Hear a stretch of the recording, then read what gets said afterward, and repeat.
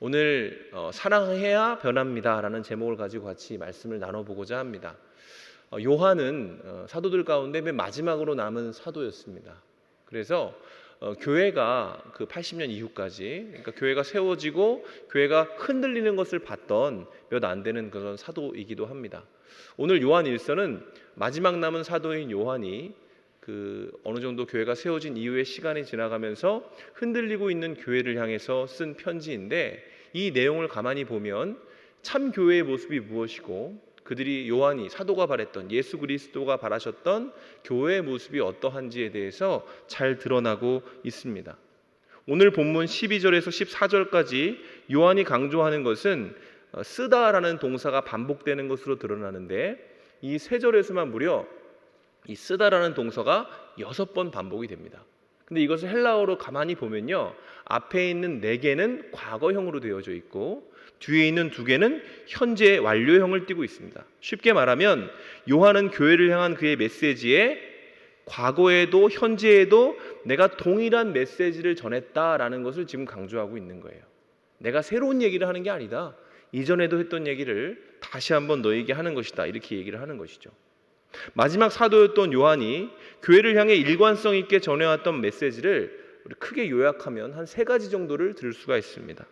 먼저 첫 번째 메시지는 구원의 조건에 관한 것입니다. 당시 교회를 어지럽게 하던 거짓 교사들이 존재했는데 이들을 영지주의자라고 불렀습니다. 근데 이들이 가지고 있는 사상은 뭐냐면, 구원받기 위해서는 십자가만으로는 어렵다라는 거예요. 이런 거죠. 생각을 해봐라. 야, 구원받는 게 그렇게 쉬울 리가 있냐? 예수 믿는다고 그냥 구원받을 리가 있냐? 뭔가 새로운 지식을 가져야 한다라고 이야기를 하면서 그 당시 유행하고 있던 헬라 철학들을 가져와서 그것으로 복음을 해석하는 작업을 했습니다. 문제는 교회가 이러한 그들의 가르침에 넘어가게 되면서 구원이 어려운 것처럼 가르치기 시작했다라는 것이죠. 그런데 이런 교회를 향해 지금 요한은 뭐라고 얘기하고 있는 거냐면, 아니다라고 얘기하고 있는 것입니다. 구원은 오직 예수 그리스도를 믿음으로 이루어지는 것이다. 그렇기 때문에 그것은 쉽기 때문에, 길이 온전하기 때문에, 하나이기 때문에 그것을 좋은 소식, 복음이라고 부르는 것이다. 지금 요한이 이렇게 얘기를 하고 있는 것이죠. 그럼 요한이 전했던 두 번째 메시지, 불변의 메시지는 뭐냐면 성숙의 기준에 대한 것입니다. 교회 안에서 어떤 사람이 여러분 성숙한 사람일까요? 이 거짓 교사들이 어떻게 성도들에게 자기의 메시지를 전할 수 있었겠어요? 내가 많이 안다, 내가 성숙한 사람이다 라는 자부심이 있지 않았겠습니까? 근데 요한은 그렇게 생각하면서 다른 사람들을 감히 가르치려고 하는 사람들에게 이렇게 얘기를 하는 거예요. 그게 아니다라는 것이죠. 교회 안에서 어떤 사람이 성숙한 사람입니까? 연륜이 깊은 사람입니까? 삶의 노하우나 세상에서의 능력이 탁월한 사람이 성숙한 사람일까요? 성경은 그렇지 않다고 이야기를 합니다.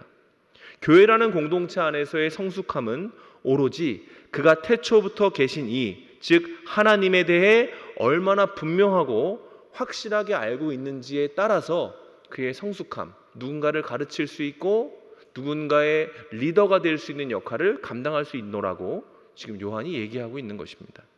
마지막으로 요한이 불변으로 항상 강조했던 메시지 중에 세 번째는 승리의 비결에 관한 것도 있습니다. 여러분, 성도란 어떤 사람이죠?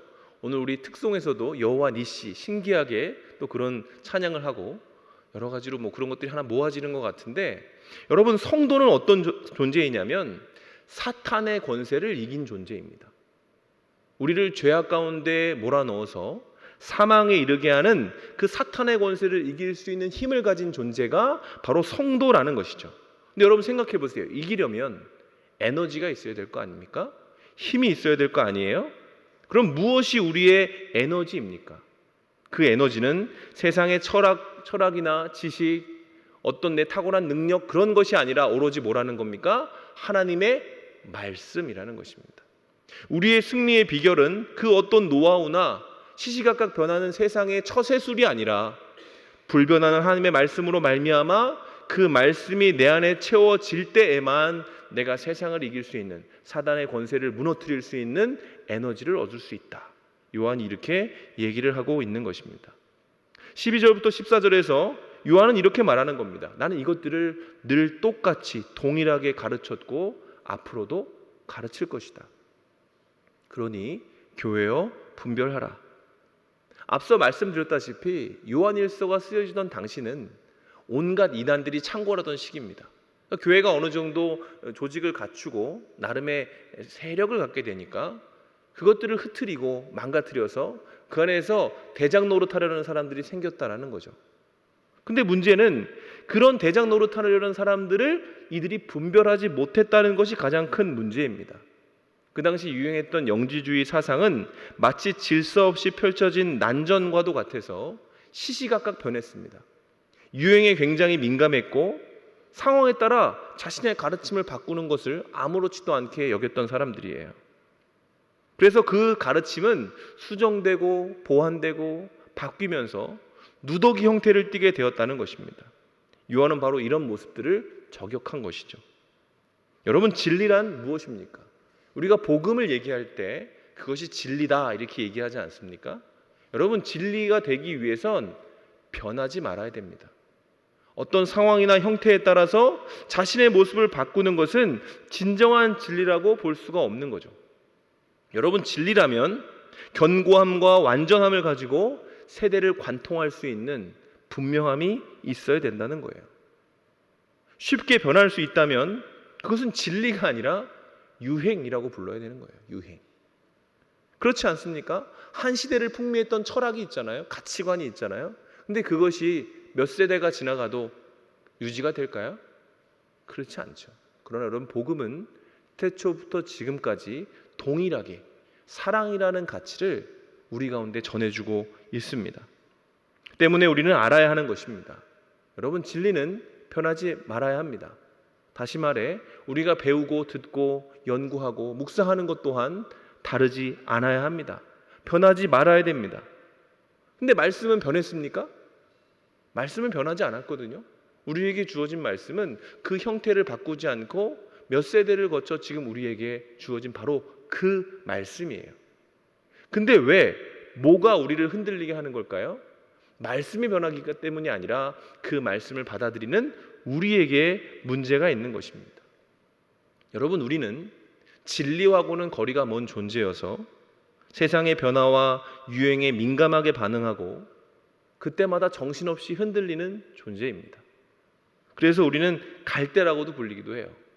뭔가 고정되어 있지 못하고 온전한 곳에 닻을 내리지 못하고 끊임없이 변하고 의심하고 흔들리는 존재가 바로 우리라는 거죠. 자, 그럼 우리는 도대체 왜 이러는 것일까요?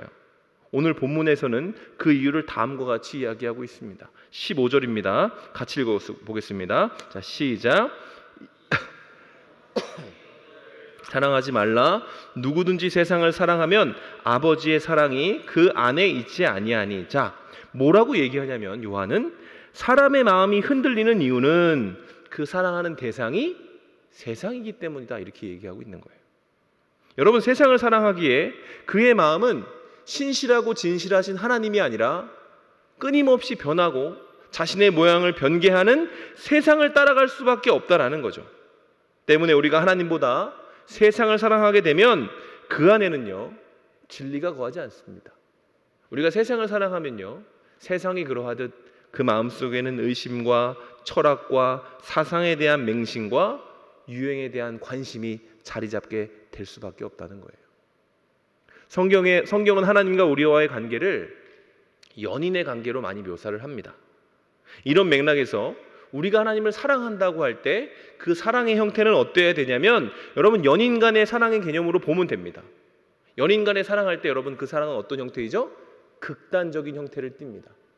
이 사람만 사랑하는 것이죠. 만약에 우리가 연애를 하면서 난 너도 좋지만 내 옆에 있는 네 친구도 좋아 라고 얘기하면 그럼 어떻게 하시겠어요? 가만히 있지 않을 겁니까? 머리털을 다 뽑아놔야 되는 거 아닙니까? 그렇죠? 여러분 그게 정상이라는 거예요. 정상이라는 거예요. 이러한 극단적인 사랑의 형태 안에서는 그 사랑은 지키면요 굉장히 아름다운 것이 됩니다. 정말 가정을 이루고 생명을 낳아내는 아름다운 것이 되지만 놓치면 그 어떤 것보다 추한 것이 됩니다. 진정한 사랑을 하기 위해서는 여러분 다른 사랑을 포기하는 것이 기본이라는 얘기입니다. 성경은 우리를 일컬어서 그리스도의 신부다 이렇게 이야기를 해요, 여러분. 신부인 우리의 역할에서 중요한 건 뭘까요? 하나님만 사랑하는 겁니다. 하나님이 그러하시듯이, 하나님이 우리를 사랑하시듯이 우리 또한 하나님을 바라보고 사랑하면서 한눈 팔지 말아야 된다는 거예요. 그래서 여러분, 진정한 신앙 안에는 중간지대라는 것은 없습니다. 애매한 건 없어요. 난 하나님도 사랑하고 세상도 사랑하고, 그게 외도입니다. 영적 외도. 그런데 신앙생활이 정말 이런 것이라고 한다면 우리는 굉장히 당황하게 되죠. 왜냐하면 우리는 세상 속에서 발을 대고 살아가고 있기 때문에 그렇습니다. 어떻게 우리가 하나님만 사랑할 수 있을까요? 세상에 보이는 것이 그렇게 많은데 어떻게 하나님을 사랑할 수 있는가? 그 방법이 있습니까? 이렇게 질문하는 사람들에게 요한이 16절에서 이렇게 대답을 합니다. 우리 16절을 같이 한번 읽어보겠습니다. 시작. 이는 세상에 있는 모든 것이 육신의 정욕과 안목의 정욕과 이생의 자랑이니 다 아버지께로부터 온 것이 아니요 세상으로부터 온 것이다. 요한은 그 사랑을 하기 위해서 뭘 해야 되냐고 지금 얘기하고 있냐면 실체를 알아야 된다 이렇게 얘기하고 있는 것입니다.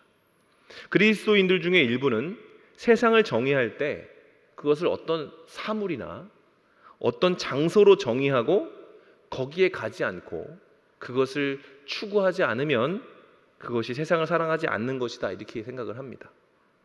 그래서 어떤 것을 멀리하고 어떤 곳에 가지 않으면 나는 깨끗하다라고 안심하는 경우도 있어요. 근데 여러분 정말로 그렇습니까?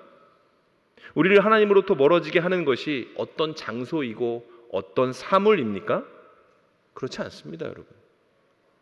우리로 하여금 하나님으로부터 멀어지게 하는 것은 세상에 존재하는 어떤 것이 아니라 우리의 마음에 있습니다. 우리의 마음.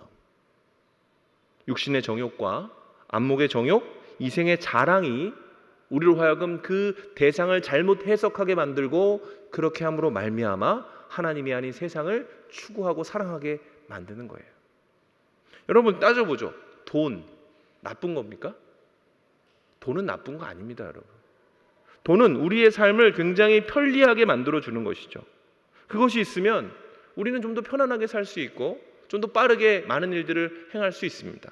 근데 거기 안에 그 돈이라는 가치 안에 육신의 정욕과 안목의 정욕과 이생의 자랑이 첨가되면 어떻게 되죠? 돈 때문에 불의가 정당화됩니다. 거짓말 할 수 있는 게 됩니다. 돈이 신앙을 망가뜨리고 영혼을 파괴하는 도구가 될 수 있는 것이죠. 하나 더 해볼까요? 여러분 성이 나쁜 겁니까? 성은 생각도 하면 안 되는 건가요? 그렇지 않습니다. 왠지 아세요? 성은 하나님이 주신 선물이기 때문에 그렇습니다. 하나님의 창조물입니다. 성을 하나님의 뜻대로 사용할 때 그것은 아름다운 열매를 맺을 수 있어요. 우리에게 큰 기쁨을 가져다 줍니다. 근데 그것 가운데 육신의 정욕과 안목의 정욕과 이생의 자랑이 스며들면 어떤 일이 벌어지죠? 우리를 미치게 만듭니다. 우리를 노예로 만들어 버리는 것이죠.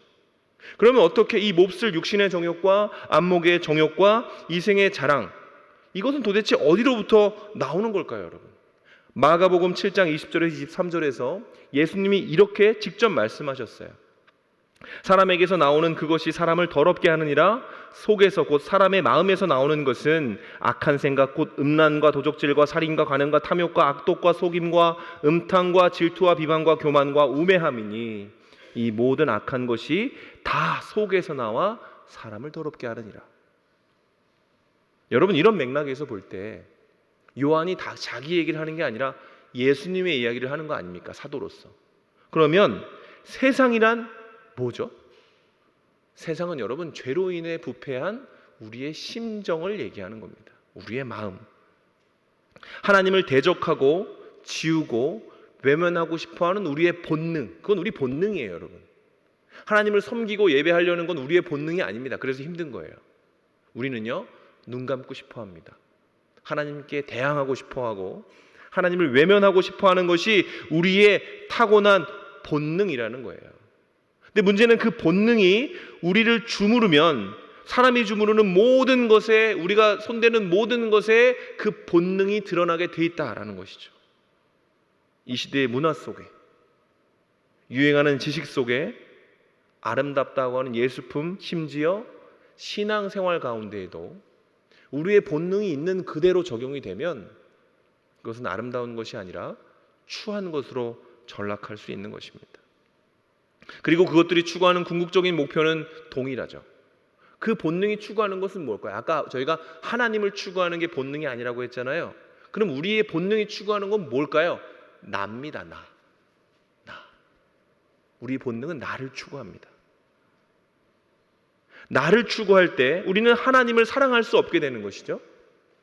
하나님을 사랑할 수 없을 때 우리는 정신없이 흔들리는 갈대처럼 격변하는 세상의 흐름에 동조되어서 어디로 갈 바를 알지 못하게 되는 겁니다. 혼란스럽고 당황스럽고 두려워진다는 거예요.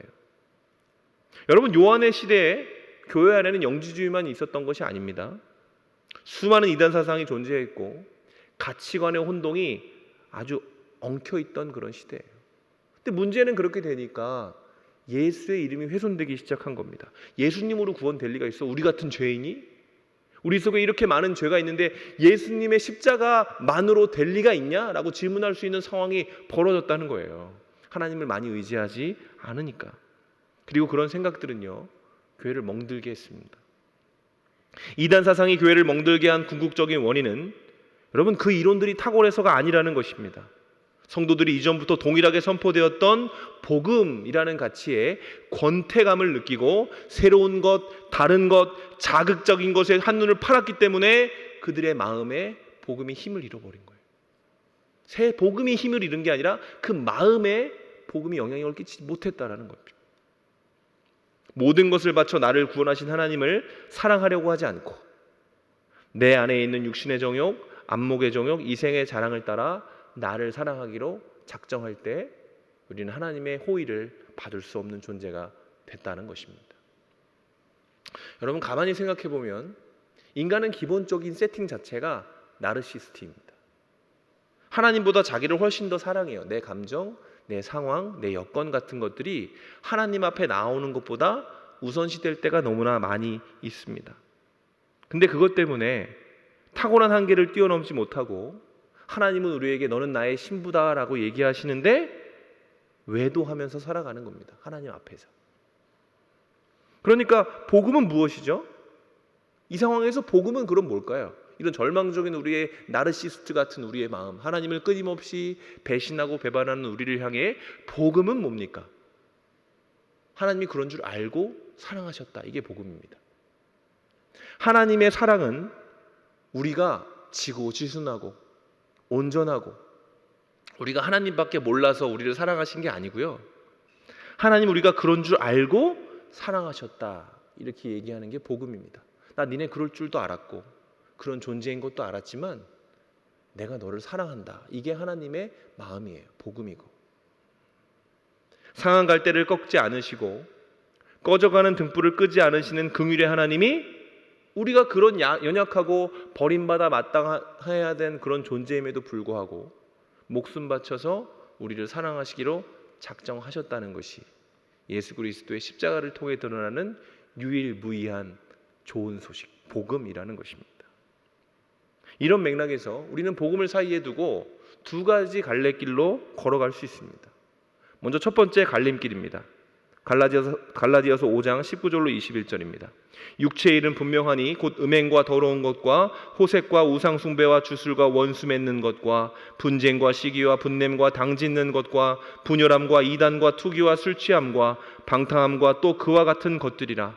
전에 너희에게 경계한 것 같이 경계하노니 이런 일을 하는 자들은 하나님의 나라를 유업으로 받지 못할 것이요. 이게 우리 가운데 놓여진 한 갈래의 길입니다. 복음을 사이에 두고. 그런가 하면 이 길로 가지 않을 수 있는 다른 길도 하나 있죠. 그게 뭐냐면 갈라디아서 그 이어지는 말씀 갈라디아서 5장 22절에서 23절입니다. 오직 성령의 열매는 사랑과 희락과 화평과 오래 참음과 자비와 양성과 충성과 온유와 절제이니 이 같은 것을 금지할 법이 없느니라. 여러분, 예수님을 신랑으로 삼은 우리가 걸어가야 할 길은 이 두 가지 길 가운데 어떤 것이 되어야 할까요? 내 맘대로 살다가 하나님의 나라의 유업에서 떨어지는 그런 길일까요? 낭떠러지로 가는 그 막다른 골목이 있는 길입니까? 아니면 내 삶의 아름다운 열매, 사랑과 자비와 많은 열매들이 맺혀서 많은 사람들에게 그 과실을 나누어 줄 수 있는 온전한 성령의 삶입니까? 두말할 나위 없이 여러분, 우리가 살아가야 되는 길은, 걸어가야 되는 길은 후자입니다. 그 삶이 가능해지는 방법은 그리고 딱 하나밖에 없어요. 하나님이 우리를 사랑하셨듯이 그를 사랑하려고 발버둥 치면서 사는 겁니다. 우리가 어떻게 하나님처럼 하나님 우리를 사랑하셨듯이 우리가 하나님을 사랑하겠어요? 그렇죠? 그러나 그렇다고 하더라도 그러니까 난 못해라고 하는 게 아니라 하나님이 얼마나 나를 사랑하셨는지를 잊지 말고 최대한 최선을 다해서 가능한 한 그 사랑을 닮아가기 위해서 하나님의 말씀에 더 귀를 기울이고 신랑의 음성을 기다리듯이 그 말씀을 기다리고 동거하는 두 사람의 목표가 화목함이 되어야 하듯이 우리 또한 하나님과의 화목함을 위해 열심히 살아가는 것입니다. 여러분, 복음은 뭘까요? 하나님의 사랑이 고정값이라고 얘기하는 겁니다. 그건 변하지 않는 겁니다, 여러분. 우리의 형태와 상황에 따라 변하는 게 사랑이 아니에요. 하나님 사랑이 아니에요. 그래서 고정된 하나님의 사랑이기에 우리는 그것을 나를 살리는 진리라고 부르는 것입니다. 그러나 우리가 그 진리에 다르게 변하는 존재이기 때문에 우리의 사명은 뭐예요? 하나님처럼 고정값을 만들기 위해 더욱더 하나님 앞에 나아가는 것이라는 얘기. 말씀을 마무리하겠습니다. 오늘날 우리는 어떤 모습으로 살아가고 있습니까? 여러 가지 형태들이 있겠죠. 근데 여러분, 주님 앞에 나올 때는 그 모든 것들보다 가장 먼저 집중해야 되는 것은 하나님이 어떤 분이신지를 더 집중하는 것입니다. 하나님의 사랑을 깨닫는 만큼 우리는 회개할 수 있습니다. 하나님의 사랑을 기억하는 만큼 우리는 타고난 내 성품이 아니라 새롭게 창조된 그분의 기대대로 살아갈 수 있게 되는 것입니다. 그리고 그 기대대로 우리가 변화되어질 때 우리는 우리 본성에 깊이 자리 잡은 그 정욕과 자랑에 정복되지 아니하고 승리하는 삶을 살아갈 수 있는 것입니다. 결론은 사랑해야 변한다. 사랑해야 흔들리지 않을 수 있고, 사랑해야 주의 말씀을 들을 수 있고, 사랑해야 하나님을 더욱더 찬양할 수 있다라는 것입니다. 그렇게 되는 저와 여러분이 되시기를 주님의 이름으로 축원합니다. 우리 17절의 말씀을 읽고 같이 찬양하고 주님 앞에 나아가도록 하겠습니다. 17절 말씀 같이 읽겠습니다. 시작. 이 세상도 정욕도 지나가되 오직 하나님의 뜻을 행하는 자는 영원히 거하느니라. 아멘.